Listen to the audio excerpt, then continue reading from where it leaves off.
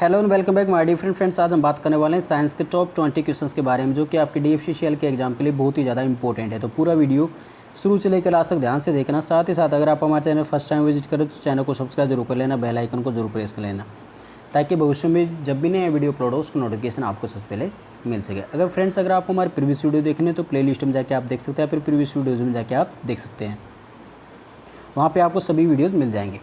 तो friends science के total आपके एग्जाम में 24 क्वेश्चन पूछे जाने वाले हैं। तो पूरा वीडियो ध्यान से देखना, प्रत्येक क्वेश्चन इंपॉर्टेंट है, क्योंकि ये वही क्वेश्चन है जो कि आपके एग्जाम में हर कोई एग्जाम में ये डायरेक्टली पूछे जाते हैं। ठीक है, साइंस के टॉप इंपॉर्टेंट क्वेश्चन है, तो एक एक क्वेश्चन को ध्यान से देखना है। ठीक है, साथ में जो भी चीज़ मैं एक्स्ट्रा बताऊँ उसको भी आपको ध्यान से सुनना है। ठीक है, पहला क्वेश्चन आपसे यहाँ पर पूछा गया है कि निम्न में से कौन सा हाइड्रोजन का आइसोटोप है। ठीक है, तो हाइड्रोजन का आइसोटोप कौन सा है इनमें से? तो चार ऑप्शन आपके सामने दे रखे हैं, प्रोटियम, ड्यूटेरियम, ट्रिटियम या फिर उपरोक्त सभी। तो क्या आंसर होगा फ्रेंड्स यहाँ पे? तो ये तीनों ही क्या है, हाइड्रोजन के आइसोटोप हैं। ठीक है, तो आपका राइट आंसर क्या होगा यहाँ पे? डी ऑप्शन, उपरोक्त सभी। ठीक है, तो चलिए नेक्स्ट क्वेश्चन देखते हैं फ्रेंड्स। यहाँ पे क्वेश्चन नंबर 2 देखिए। क्वेश्चन नंबर 2 में आपसे पूछा गया कि फसल संयंत्र का कवक रोग निम्न में से कौन सा है? जो फसल संयंत्र में जो फसल के अंदर जो कवक रोग होता है वो इनमें से कौन सा है? तो देखिए चार ऑप्शन है, आलू की पत्तियों का मुड़ना, कपास का विल्ट रोग, चावल में तुषार या फिर आलू में भूरी सड़ान मतलब कि बदबू। ठीक है, तो आपका यहाँ पे देखिए आंसर कौन सा होगा चार ऑप्शन में से? तो फसल संयंत्र का जो कवक रोग होता है वो कौन सा है यहाँ पे? कपास का विल्ट रोग। ठीक है, तो बी ऑप्शन यहाँ पे आपका राइट आंसर हो जाएगा। बहुत इंपॉर्टेंट क्वेश्चन है, रट्टा मार लेना इसको। ठीक है, चलिए नेक्स्ट क्वेश्चन देखते हैं। पे क्वेश्चन नंबर 3 देखिए। परमाणु विखंडन प्रक्रिया के दौरान उत्पन्न ऊर्जा का प्रयोग किया जाता है। जो परमाणु विखंडन की प्रक्रिया होती है, प्रोसेस होती है जो परमाणु विखंडन की, ठीक है, तो उसके जो ऊर्जा उसके दौरान जो उत्पन्न ऊर्जा होती है, ठीक है, उसका यूज किस में किया जाता है? ये क्वेश्चन आपसे पूछा गया है। तो देखिए ईंधन बनाने में या फिर बिजली बनाने में या फिर ताप पैदा करने में या फिर इनमें से कोई नहीं। क्या आंसर होगा फ्रेंड्स यहाँ पे?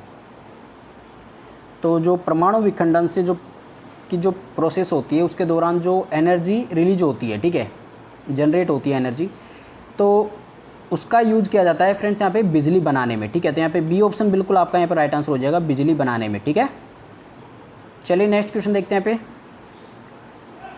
क्वेश्चन नंबर 4 देखिए हम। इनमें से कौन गैसों के प्रसरण का एक उदाहरण है? इनमें से कौन सा गैसों का एक प्रसरण का उदाहरण है? तो देखिए यहाँ पे चार ऑप्शन दे रखे हैं, खाने की सुगंध, अगरबत्ती की खुशबू या फिर इत्र की महक या फिर उपरोक्त सभी। तो यहाँ पे क्या होगा फ्रेंड्स? यहाँ पे देखिए जो गैसों का जो प्रसरण होता है, गैसों का जो एक्सपांसन होता है, ठीक है, उसका एग्जाम्पल कौन सा है इसमें? देखिए जो खाने की सुगंध होती है, ठीक है, वो भी गैसों का जो एक्सपांड होती है गैस, ठीक है, उसके थ्रू ये सुगंध फैलती है चारों तरफ। अगरबत्ती की खुशबू भी इसी प्रकार से फैलती है और इत्र की महक भी इसी प्रकार से फैलती है। तो आपका राइट आंसर क्या होगा यहाँ पे? उपरोक्त सभी। ठीक है, तो यहाँ पे डी ऑप्शन आपका यहाँ पे राइट आंसर हो जाएगा, उपरोक्त सभी। तो खाने की सुगंध, अगरबत्ती की खुशबू, इत्र की महक, ये सभी क्या है यहाँ पे? गैसों के प्रसरण के उदाहरण है। ठीक है, चलिए तो आंसर होगा यहाँ पे डी ऑप्शन। नेक्स्ट क्वेश्चन देखते हैं। क्वेश्चन नंबर 5 बहुत इंपॉर्टेंट क्वेश्चन है। इनमें से निम्न में से किसमें अधिक ताप है? तो अधिक टेम्परेचर इनमें से किसका होता है? तो देखिए बर्फ का, उबलते पानी का, भाप का या फिर ऊपर के सभी। तो सबसे अधिक टेम्परेचर किसका होता है इनमें से? तो देखिए फ्रेंड्स यहाँ पे सबसे अधिक टेम्परेचर होता है वेपर का, भाप का। ठीक है, भाप को क्या बोलते हैं? वेपर इंग्लिश में। ठीक है, तो वेपर का टेम्परेचर सबसे अधिक होता है।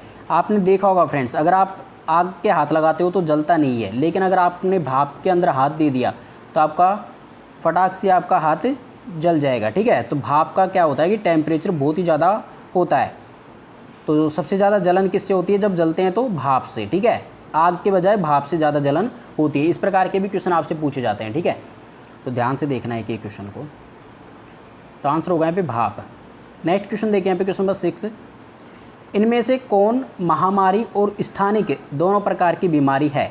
मतलब कि एपिडेमिक और एंडेमिक दोनों टाइप की डिजीज़ कौन सी है इनमें से? चार ऑप्शन आपके सामने देख रहे हैं यहाँ पे, टाइफाइड, हैजा, पोलियो, खसरा। तो आंसर होगा फ्रेंड्स यहाँ पे हैजा। ठीक है, तो बी ऑप्शन आपका यहाँ पे राइट आंसर हो जाएगा। बी जो हैजा है वो क्या है? महामारी भी है और स्थानिक बीमारी भी है। ठीक है, तो दोनों टाइप की डिजीज है। तो आंसर होगा आपका बी ऑप्शन। नेक्स्ट क्वेश्चन देखते हैं यहाँ पे क्वेश्चन नंबर 7। क्वेश्चन में आपसे पूछा गया है निम्न में से कौन सा ग्राफेन के बारे में सही नहीं है। इनमें से कौन सा ऑप्शन है जो कि ग्राफेन के बारे में सही नहीं है। अब देखिए फ्रेंड्स, ग्राफेन क्या होता है। ग्राफेन होता है फ्रेंड्स यहाँ पे कार्बन का एक अपर रूप। ठीक है, जो कार्बन होता है उसका एक अपर रूप होता है ग्राफेन। ठीक है, पहले मैं आपको ग्राफेन के बारे में कुछ इंपॉर्टेंट चीज़ें बता देता हूँ। ग्राफेन होता है कार्बन का एलोट्रोप होता है, मतलब कि अपर रूप होता है। जो ग्राफेन होता है फ्रेंड्स, यहाँ पे स्पेलिंग ग्राफेन की होती है GRAPHENE, है ना।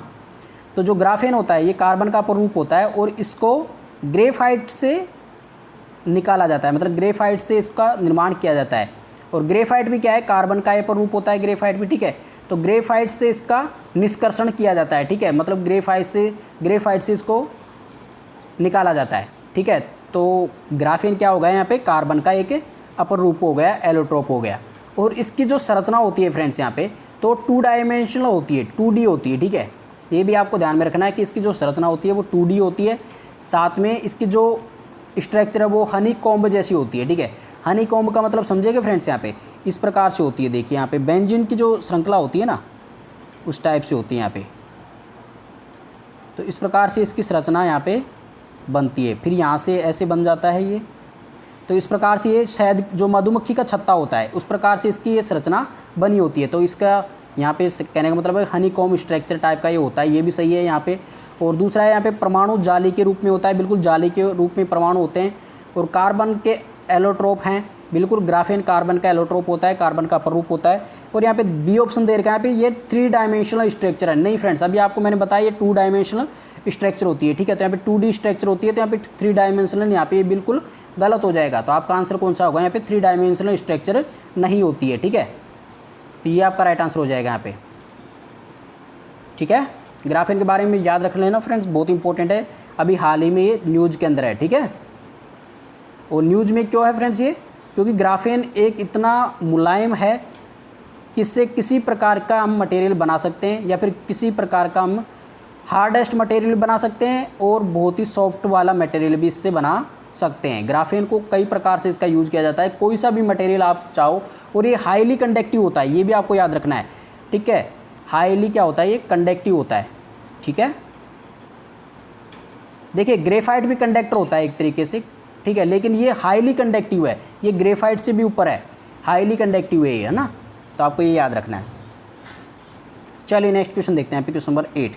ये भी बहुत शानदार क्वेश्चन है फ्रेंड्स। यहाँ पे रेजिन क्या है, रेजिन क्या होता है, REGIN है, ये RESIN नहीं है फ्रेंड्स। यहाँ पे अगर आप लोग सोच रहे होंगे कि RESIN रेजिन तो क्या होता है, एक पॉलीमर होता है। ठीक है, रेजिन क्या होता है, पॉलीमर होता है, बहुलक होता है। ठीक है, तो ये वाला रेजिन नहीं है, ये RESIN होता है रेजिन, है ना। ये वाला कौन सा है, REGIN रेजिन। तो रेजिन क्या होता है, ये आपसे यहाँ पे पूछा गया है। तो यहाँ पे आपके सामने 4 ऑप्शन दे रखे हैं, एक बहुलक है, वायरस है, मेलवेयर है, या फिर सर्च इंजन है। तो आंसर होगा फ्रेंड्स यहाँ पे एक मेलवेयर है। ठीक है, मालवेयर होता है। मालवेयर का मतलब समझा कि फ्रेंड्स यहाँ पे क्या होता है कि जो रेजिन है वो क्या है कि एक तरीक़ा से वायरस है। ठीक है, मालवेयर है, इसका यूज किया जाता है फ्रेंड्स यहाँ पे जो साइबर अटैक्स होते हैं। ठीक है, उसके अंदर इसका यूज किया जाता है। तो ये इंपॉर्टेंट है, रेजिन क्या है, एक मालवेयर है। ठीक है, याद रखना, बहुत इंपॉर्टेंट है। और इसका निर्माण कब किया गया था फ्रेंड्स, यहाँ पे 2011 में इसका निर्माण किया गया था, ये भी आपको ध्यान में रखना है। ठीक है, जो रेजिन है उसका निर्माण किया गया था 2011 के अंदर। ठीक है, चलिए नेक्स्ट क्वेश्चन देखते हैं। यहाँ पे नेक्स्ट क्वेश्चन है यहाँ पे फ्रेंड्स, ली-फाई के लिए गलत कथन कौन सा है। ली-फाई, पहले तो आपको मैं ली-फाई की फुल फॉर्म बता देता हूँ। इसका मतलब होता है फ्रेंड्स लाइट फिडेलिटी होती है। ली-फाई आपने सुना होगा। ठीक है, तो लाइट फिडेलिटी इसकी फुल फॉर्म होती है ना। तो देखिए फ्रेंड्स, जो लाइट फिडेलिटी होती है उसके बारे में कौन सा यहाँ पे गलत कथन कौन सा है, ये आपसे यहाँ पे पूछा गया है। तो 4 ऑप्शन आपके सामने दे रखे हैं यहाँ पे। यह एक प्रकाश आधारित संचार प्रणाली है, बिल्कुल ये लाइट बेस्ड कम्युनिकेशन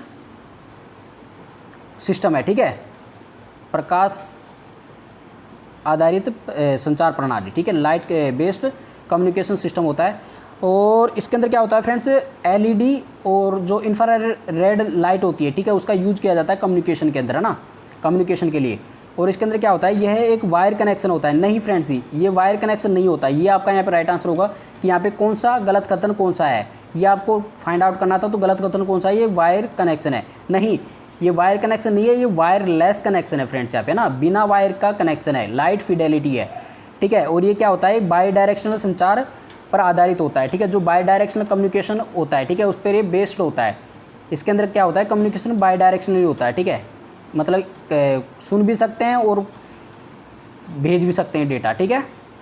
दूसरा यहाँ पे रेडियो आवर्ती संकेतों का इसके अंदर उपयोग किया जाता है, ठीक है। तो जो रेडियो फ्रीक्वेंसी होती है इसका इसमें यूज किया जाता है। तो आपको ये भी याद रखना है कि रेडियो फ्रीक्वेंसी का इसमें यूज किया जाता है। और इसके अंदर जो डेटा होता है वो इंफ्रारेड लाइट या फिर एलईडी के थ्रू यहाँ पे सेंड किया जाता है। दूसरी बात है यहाँ पे, यह एक लाइट बेस्ड कम्युनिकेशन सिस्टम होता है। तीसरी बात है, ये बाई डायरेक्शनल कम्युनिकेशन सिस्टम पर बेस्ड होता है, ठीक है। तो इसमें आपका राइट आंसर क्या होगा यहाँ पे, यह एक वायर कनेक्शन है, ये बिल्कुल आपका यहाँ पे गलत हो जाएगा, यही आपका राइट आंसर होगा, ठीक है। पर हाँ, इसके साथ में आपको मैं एक चीज़ और बता देता हूँ, वाईफाई के बारे में तो आप सभी ने सुना होगा। इसका मतलब क्या होता है, वायरलेस फिडेलिटी होती है, ठीक है। वाईफाई की फुल फॉर्म क्या होती है, वायरलेस फिडेलिटी होती है, ठीक है।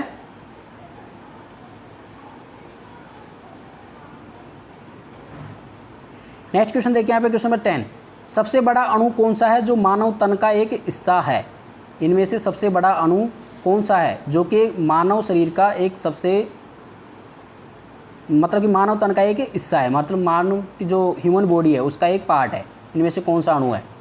गुणसूत्र 1, गुणसूत्र 2, गुणसूत्र 3, गुणसूत्र 4। तो आंसर होगा यहाँ पे फ्रेंड्स गुणसूत्र 1, मतलब क्रोमोसोम 1, ठीक है। तो फर्स्ट ऑप्शन आपका राइट आंसर हो जाएगा, जो कि सबसे बड़ा अणु है जो कि मानव तन का एक हिस्सा है, ठीक है। तो फर्स्ट ऑप्शन आपका यहाँ पे राइट आंसर हो जाएगा।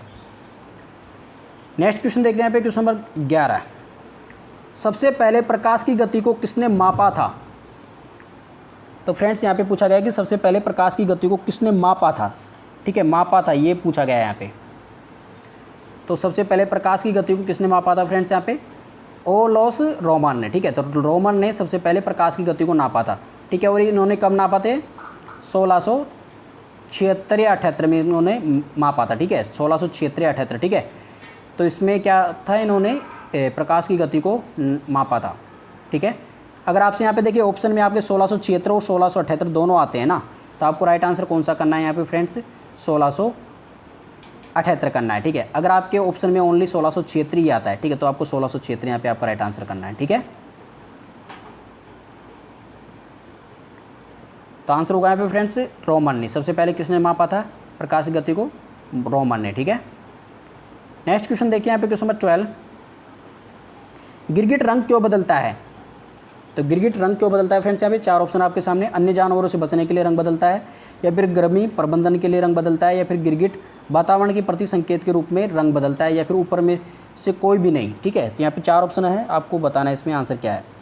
तो गिरगिट रंग क्यों बदलता है फ्रेंड्स, यहाँ पे गर्मी प्रबंधन के लिए, ठीक है, गर्मी से बचने के लिए गिरगिट रंग बदलता है, ठीक है। तो यहाँ पे बी ऑप्शन आपका यहाँ पे राइट आंसर हो जाएगा, गर्मी से बचने के लिए। चलिए नेक्स्ट क्वेश्चन देखिए यहाँ पे, क्वेश्चन नंबर 3, क्वेश्चन नंबर 13, के इकाई को निम्नलिखित में से क्या मापा जाता है। जो के इकाई होती है, ठीक है, उससे क्या मापने के लिए प्रयोग किया जाता है। तो देखिए यहाँ पे 4 ऑप्शन दे रखे हैं, इलेक्ट्रिक, ध्वनि, तापमान, या फिर ऊपर में से कोई नहीं। तो आप सभी को पता होगा के तो क्या है, केल्विन है, ठीक है। और केल्विन में किसको मापा जाता है, टेम्परेचर को मापा जाता है, ठीक है। तो यहाँ पे आंसर क्या होगा, यहाँ पे तापमान, सी ऑप्शन आपका यहाँ पे राइट आंसर हो जाएगा। नेक्स्ट क्वेश्चन देखिए यहाँ पे, क्वेश्चन 14, विटामिन B1 की कमी से कौन सी बीमारी हो जाती है। तो जो विटामिन B1 है उसकी कमी से कौन सी बीमारी होती है फ्रेंड्स यहाँ पे, तो विटामिन B1 की कमी से होती है आपके बेरी, ठीक है। तो बेरी जो डिजीज़ है वो विटामिन B1 की कमी से हो जाती है, ठीक है। तो आपको याद रखना है option number D correct answer हो जाएगा। नेक्स्ट क्वेश्चन देखिए यहाँ पे, question number 15, rhino virus Khalistan की वजह से बनता है, किसकी वजह से बनता है। Rhino virus rhino virus Khalistan की वजह बनता है, सॉरी ऐसे है क्वेश्चन, राइनो वायरस खालिस्तान की वजह बनता है, मतलब कि राइनो वायरस की वजह से क्या हो जाता है, आम जुखाम होता है, ठीक है, कॉमन कोल्ड। आम जुखाम को इंग्लिश में क्या बोलते हैं, कॉमन कोल्ड बोलते हैं फ्रेंड्स, यहाँ पे याद रखना इंपॉर्टेंट है, ठीक है। सिर दर्द होता है, हेडेच होती है, फिर कफ होता है, फिर घुटनों में दर्द होता है, ठीक है। तो क्या होगा फ्रेंड्स, यहाँ पे राइनो वायरस की वजह से आम जुखाम हो जाती है, कॉमन कोल्ड जो बीमारी होती है, ठीक है, डिजीज होती है, तो वो किसकी वजह से होती है, राइनो वायरस की वजह से होती है। एग्जाम में आपसे ऐसे क्वेश्चन पूछा जाता है ना, तो यहाँ पे आंसर होगा यहाँ पे ए ऑप्शन, आम जुखाम, ठीक है। तो ए ऑप्शन आपका यहाँ पर राइट आंसर हो जाएगा। नेक्स्ट क्वेश्चन देखिए यहाँ पे क्वेश्चन नंबर 16, निम्नलिखित में से किसे स्टार क्वीन नेबुला के नाम स्टार क्वीन नेबुला के रूप में भी जाना जाता है, ये क्वेश्चन आपसे पूछा गया है। तो बताइए, 4 ऑप्शन आपके सामने दे रखे, मेशियर 16, मेशियर 5, NGC 3372 या फिर NGC 3293। तो स्टार क्वीन नेबुला के नाम से किसे जाना जाता है, तो यहाँ पे मेशियर 16 है, उसको स्टार क्वीन नेबुला के नाम से यहाँ पे जाना जाता है, ठीक है। तो बहुत इंपॉर्टेंट है और वर्तमान में ये बहुत ही ज़्यादा न्यूज़ के अंदर है, तो इसको रट्टा मार लेना, बहुत ज़्यादा इंपॉर्टेंट क्वेश्चन है, ठीक है। तो मेशियर 16 स्टार क्वीन नेबुला के नाम से इसको जाना जाता है, तो फर्स्ट ऑप्शन आपका यहाँ पे राइट आंसर हो जाएगा। चलिए नेक्स्ट क्वेश्चन देखिए, यहाँ पे क्वेश्चन नंबर 17 देखिए, बहुत इंपॉर्टेंट क्वेश्चन है भी। कितना कुल ऑक्सीजन और रक्त शरीर में मस्तिष्क द्वारा इस्तेमाल किया जाता है, जो बॉडी का टोटल ऑक्सीजन और रक्त होता है, ठीक है, उसका कितना प्रतिशत मस्तिष्क द्वारा इस्तेमाल किया जाता है, ये क्वेश्चन आपसे पूछा गया है। यहाँ पे मस्तिष्क द्वारा कितना इस्तेमाल किया जाता है ऑक्सीजन और ब्लड को, तो 20% पूरे बॉडी का, या फिर 50%, या फिर 75%, या फिर 35%। तो यहाँ पे आंसर होगा फ्रेंड्स यहाँ पे फर्स्ट ऑप्शन 20%, ठीक है। तो जो 20% होता है, टोटल 20% है, वो ऑक्सीजन और रक्त शरीर में मस्तिष्क द्वारा इस्तेमाल किया जाता है, ठीक है। तो फर्स्ट ऑप्शन आपका यहाँ पे राइट आंसर हो जाएगा। ये क्वेश्चन ये भी देखिए, बहुत ही इंपॉर्टेंट है ये भी। मानव शरीर में सबसे छोटी हड्डी कौन सी होती है, तो मानव शरीर की जो सबसे छोटी हड्डी है वो कौन सी है, आपको सभी को पता होगा फ्रेंड्स। यहाँ पे आंसर होगा यहाँ पे स्टेपिस, ठीक है। तो स्टेपिस है वो जो कान की हड्डी होती है, किसकी होती है, कान की हड्डी होती है, ठीक है। तो ये मानव शरीर की सबसे छोटी हड्डी होती है। अगर आपसे पूछा जाए कि मानव शरीर की सबसे बड़ी हड्डी कौन सी है, ये भी तो पूछा जा सकता है ना, सबसे बड़ी हड्डी कौन सी है। तो सबसे बड़ी हड्डी की अगर बात की जाए तो कौन सी होगी, फीमर होगी, ठीक है। फीमर जो कि कहाँ पे स्थित है, ये जांघ में स्थित होती है, ठीक है। फीमर है वो सबसे बड़ी हड्डी होती है, और ये कहाँ पे स्थित होती है, जांघ के अंदर, ठीक है। तो दोनों ही क्वेश्चनों को आपको याद रखना है, ठीक है। नेक्स्ट क्वेश्चन देखिए, यहाँ पे क्वेश्चन नंबर 19 देखिए। मात्र 2 ऊतक कौन से हैं जो खून से ऑक्सीजन प्राप्त नहीं करते हैं, इनमें से 2 ऊतक कौन से हैं इन 4 ऑप्शनों में से जो कि खून से ऑक्सीजन प्राप्त नहीं करते हैं, ब्लड से ऑक्सीजन प्राप्त नहीं करते हैं, इनमें से कौन से हैं 2 ऊतक। तो देखिए फ्रेंड्स, 2 टिश्यू कौन कौन से हैं यहाँ पे मानव शरीर के, नाखून और कॉर्निया, त्वचा और मस्तिष्क, उंगलियां और नाक, या फिर पैर और भुजा। 4 ऑप्शन आपके सामने हैं यहाँ पे। तो आंसर होगा फ्रेंड्स यहाँ पे नाखून और कॉर्निया, ये 2 टिश्यू ऐसे हैं जो कि खून से ऑक्सीजन प्राप्त नहीं करते हैं, ठीक है। याद रखना इंपॉर्टेंट है, नाखून और कॉर्निया, ठीक है। तो फर्स्ट ऑप्शन आपका यहाँ पे राइट आंसर हो जाएगा। चलिए नेक्स्ट क्वेश्चन देखते हैं, पे क्वेश्चन नंबर 20 देखिए फ्रेंड्स। आँख का कौन सा भाग आँख के रंग का निर्धारण करता है, ये क्वेश्चन आपसे यहाँ पे पूछा गया है फ्रेंड्स। बताइए फटाफट इसका आंसर क्या होगा। जो आँख का आइरिस वाला भाग होता है, ठीक है, वो क्या करता है, रंग का निर्धारण करता है। जो आँख का रंग होता है उसका निर्धारण कौन करता है, आइरिस, ठीक है। तो यहाँ पे बी ऑप्शन आपका यहाँ पे राइट आंसर हो जाएगा, आइरिस, ठीक है। याद रखना इंपॉर्टेंट है ये, आइरिस आपका यहाँ पे राइट आंसर हो जाएगा, ठीक है। एक चीज़ और बताता हूँ फ्रेंड्स, यहाँ पे देखिए, जो निकट दृष्टि दोष में से ग्रसित जो व्यक्ति होती है उनको क्या होता है कि पास की वस्तु तो सही साफ दिखाई देती है, ठीक है, लेकिन जो दूर की वस्तु होती है वो साफ दिखाई यहाँ पे नहीं देती है, ठीक है। तो जब पास की वस्तु यहाँ पे साफ दिखाई देती है, दूर की वस्तु अगर उसको साफ नहीं दिखाई देती है, तब उसके लिए लेंस कौन सा यूज़ करते हैं, तो उसके लिए हम यूज़ करते हैं फ्रेंड्स यहाँ पे अवतल लेंस।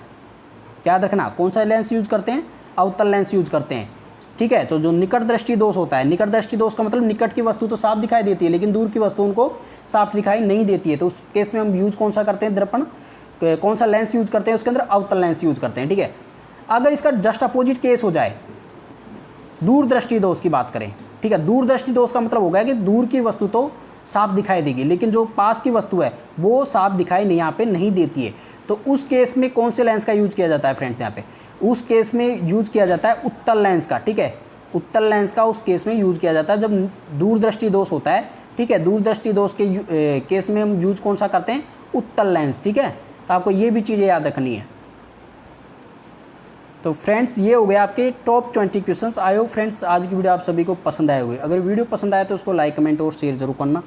चैनल पे फर्स्ट टाइम विजिट करें तो चैनल को सब्सक्राइब करना मत भूलना, साथ में बेल आइकन को जरूर प्रेस कर लेना ताकि भविष्य में जब भी नया वीडियो अपलोड हो उसकी नोटिफिकेशन आपको सबसे पहले मिल सके। तो चलिए फ्रेंड्स, मिलते हैं अगले वीडियो के साथ, तब तक take care and God bless you all, bye.